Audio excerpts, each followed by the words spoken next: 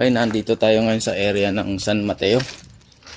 I-inspect tayo ngayon kung anong unit ang pwedeng i-treat dahil naitawag na sa akin to. Meron na daw akong i-treat dito. So sa nakikita ko pa, wala pang maaari.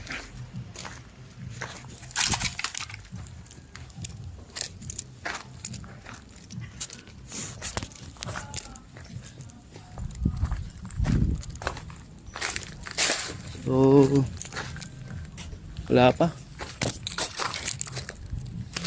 Ganun.